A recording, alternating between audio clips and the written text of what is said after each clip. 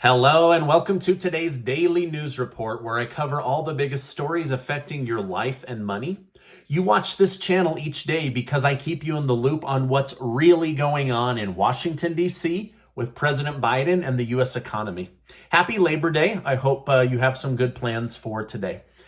Both President Biden and former President Donald Trump have recently given controversial speeches that are making headlines. While Biden attacked all Republicans that voted for Trump, Trump attacked Democrat leaders and the FBI during a rally for Dr. Oz in Pennsylvania.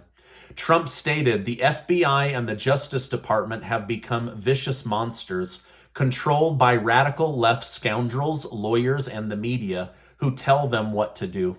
Upon hearing these statements, Democrats have made parallels to January 6th. Democrat Senator Zoe Lofgren stated, President Biden did caution Americans about extremism in his speech in Philadelphia. The ex-president is proving his case to call out law enforcement as vicious enemies. She concluded that Trump's words could potentially be labeled as incitement of violence, as it parallels a similar tone Trump took on January 6th. So basically she's saying Biden calling out Republicans is good. Trump calling out Democrats and FBI is bad at its most basic level. However, Trump has called for peace previously regarding his supporters and law enforcement. So it's a little different this time around. Trump also gave new details regarding the raid. He went on and stated they rifled through the First Lady's closets, drawers, and everything else, and even did a deep and ugly search of the room of my 16-year-old son. These new details would make any man frustrated. FBI agents going through your wife's personal effects and also going through your teenage son's room unnecessarily. While one could make an argument that Trump could have hidden documents in his teenage son's bedroom, they found nothing, but basically went through it with a fine-tooth comb. Now, some have questioned why Trump's teenage son, Barron, had his room searched, but Hunter Biden's room has not been searched. So just some interesting comments on the internet. Now, Biden, on the other hand, has also been accused of instigation. While using harsh language to put down Republican supporters, Biden was shadowed in red light with military men behind him.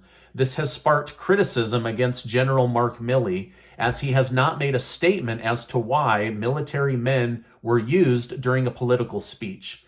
Milley was previously in the spotlight in 2022 with Democrats for taking a photo with Trump as he walked from the White House to a church that was burned down in a peaceful protest. Following the photo, Milley apologized. He said, I should not have been there. My presence in that moment and in that environment created a perception of the military involved in domestic politics. As a commissioned uniformed officer, it was a mistake that I have learned from, and I sincerely hope we can all learn from.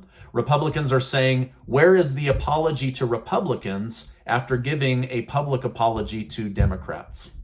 Just before this broadcast, it was released that a judge ordered a special master will review all the documents taken from Trump's Mar-a-Lago home during the FBI raid. So somebody with high security clearance is going to be able to go through each document and say what should be there, what shouldn't be there, and give a detailed analysis for the FBI and for the Trump family. And I'm guessing a lot of this will be leaked to the media. While President Biden and Trump are making headlines for offending people, former President Obama is making headlines for his soothing voice.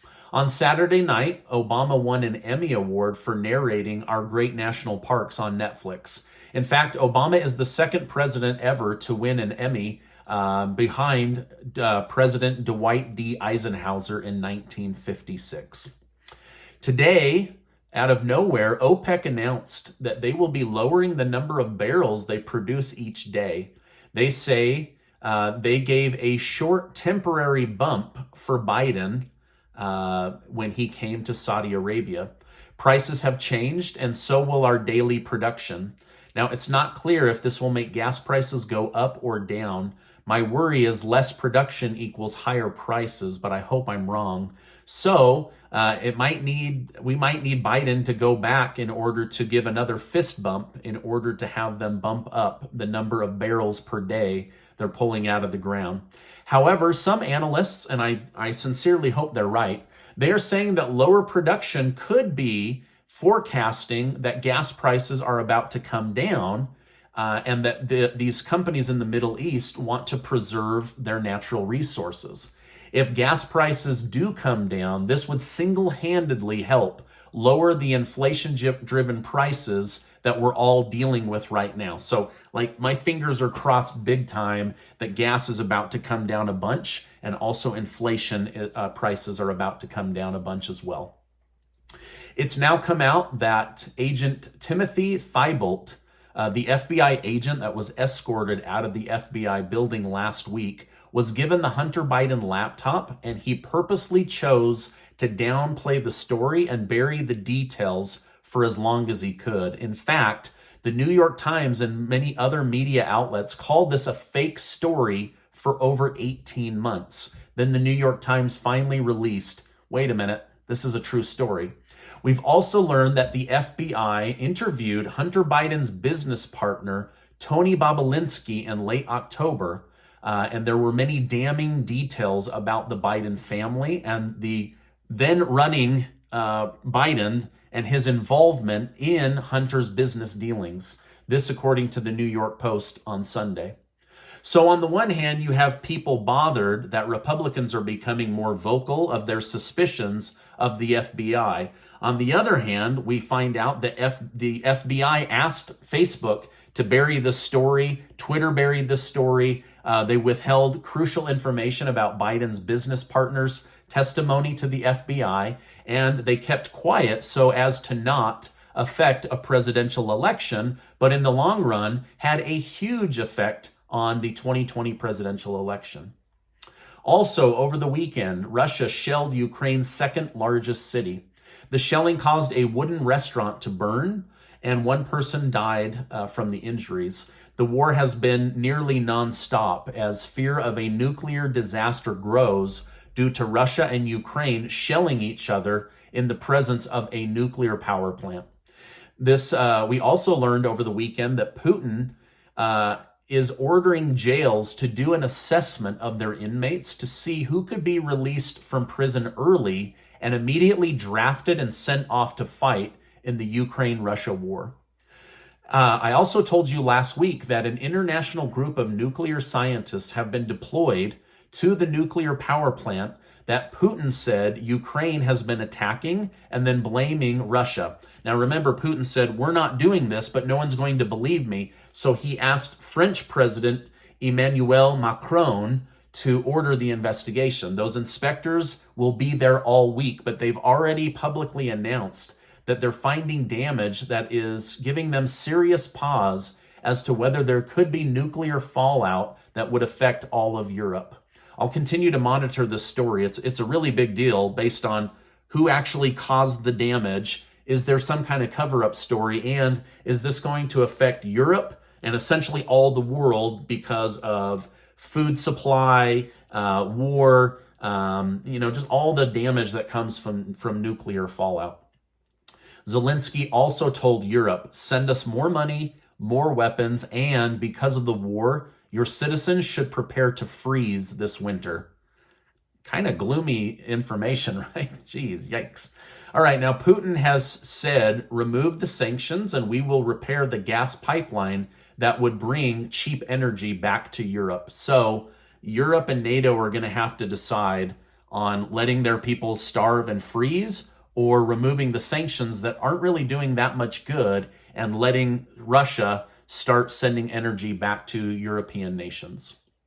As Ukraine tries to fend off Russia, Biden is calling on Congress to pass a $1 billion weapons package for Taiwan. I believe this time of year is when the weather is best for China's naval branch to attack the island of Taiwan. And so it's not clear whether the United States knows this and they're saying, hey, let's start beefing up the Taiwanese military to discourage an attack, or if this is just all playing out on its own naturally. Hopefully, the United States doesn't find itself fighting two proxy wars, as this would drain the United States monetarily and would spread the U.S. military too thin. Critics of green energy argue that California's recent electric vehicle charging restriction shows that the demand for clean energy is unrealistic at this time. California has announced a flex alert, which advised California residents not to charge their cars during 4 to 9 p.m. California is currently undergoing an energy shortage as they face an oncoming heat wave due to their moves to get rid of natural gas and nuclear power. Critics argue that this transition away from natural gas and nuclear energy towards green energy is being rushed too quickly, and it will result in damaging citizens and the California economy. So they tell citizens one day, no more gas-powered cars in the future, and then not even 5 days later, they're saying, do not plug in your electric cars, unplug all of your unused electronics, or else we are going to have rolling blackouts. So getting really, really mixed signals. Now, this is my update for today. As I know more, I will definitely come on and share more with you. Again, I hope you have a great Labor Day. Before you go, take 20 seconds to get your name entered to be one of the winners of the $5,000 Casey and I are giving away this month, thanks to generous video sponsors. There's going to be many, many winners, not just a handful, and we're excited to give that money away thanks to generous video sponsors. Now, before you go, I want to remind you that you are amazing. I appreciate you being in my community, and I will see you on the next video.